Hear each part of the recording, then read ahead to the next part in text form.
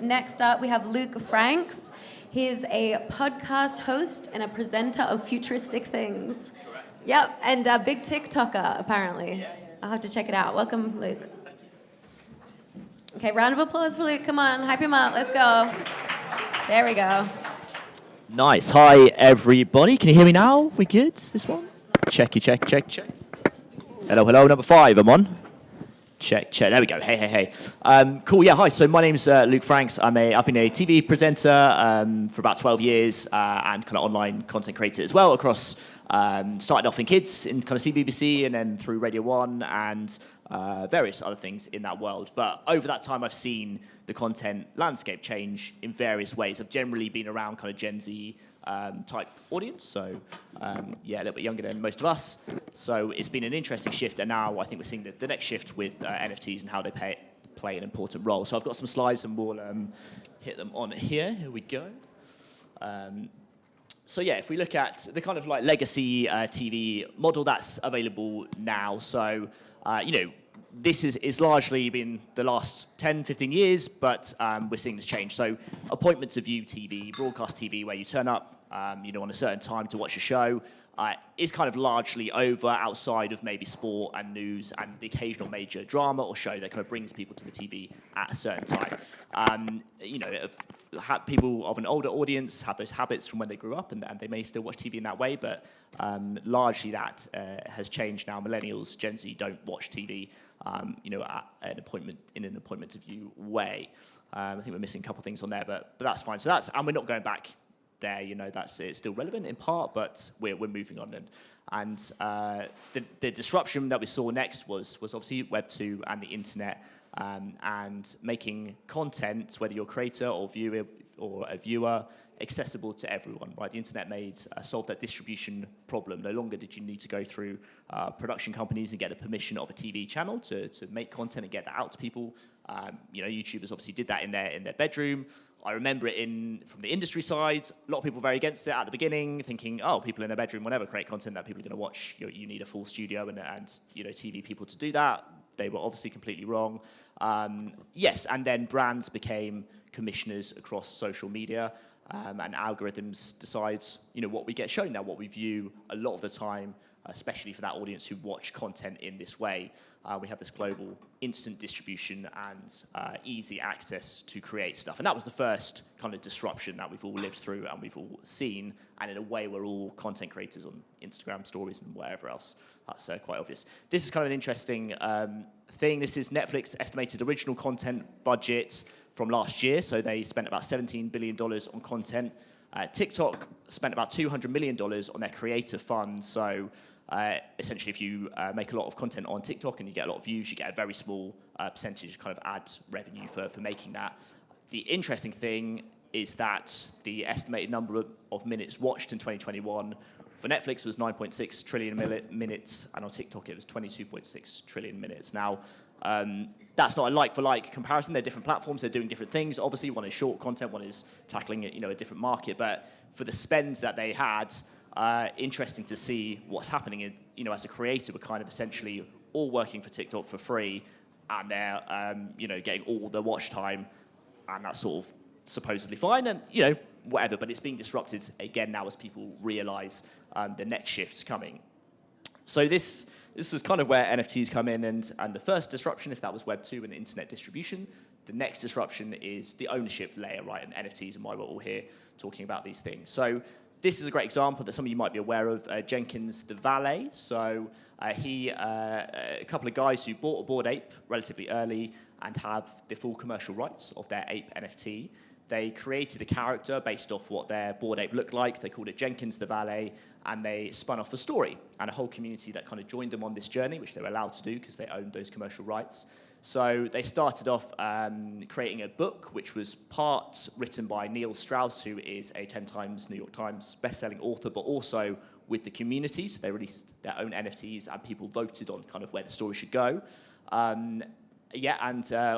if we had a bit more time, I'd go into it in a bit more depth, but it's a good one to research. They also had a licensing thing that went with it, so other apes could kind of get involved with the book. The Jenkins character, so that ape, which they created in 3D and started to spin off this story, is now represented by QEii, who are a huge Hollywood agency, so as a digital avatar, if you like. He is signed to a management. Bored and Dangerous, that should say, is the book, which as an NFT sold $1.6 million worth in 72 hours. So one of the most successful books of last year that I've probably never heard of, but this is happening already. And they're now expanding this out across various platforms. In the traditional world, they are having a physical book as well, but into the metaverse and virtual worlds, which all of this kind of plays into. Let's hit the next slide. Ooh, we don't seem to be working there. I don't know if we can hit the next one. Okay, yes, this is a video which I'm not sure will play, but we're talking now about NFT Community. So this is my Clone X artifacts you may well be aware of, got acquired by Nike, the digital fashion brand. And what's happening now is that both creators and audiences, if you own some of these assets, now have this double incentive to create content for their community and spread this IP in a Facebook fan club on steroids type way. So what this video is a really high fidelity, amazing creation that someone in the artifact community created for free to put it out there, but was incentivized to do so because the more the community creates the content, it uplifts the value of the whole collection and spreads it globally, and that benefits everyone. So is able to earn from that in various ways. So this is happening in all these NFT communities. And unlike the TikTok model, where if you create content, there's no sort of incentive, you're not really getting paid to do it. Here, you are adding value to something that you are part owner of, or at least have the IP rights and whatever the intricacies are. Oh, we do have the video. Okay, so you can just see the kind of quality. This was by someone in the community who took their avatar and is creating this whole amazing journey that's almost sort of Pixar level standard stuff, and this is what's happening in these NFT native communities now. So this is what we talked about, this disruption. So you now have these global internet communities with distribution, which Web 2 solved, the internet model, and now digital ownership built in with the NFT model as well. So everyone in these communities are aligned and incentivized to spread the word of the IP and create content to grow the whole thing. You have a giant global audience, unlike the TV models, which are generally localized.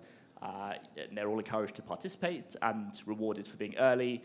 Obviously, some of these are high value now, so a lot of these collections are releasing lower value entry points for people to keep it accessible for everyone who wants to be part of this movement.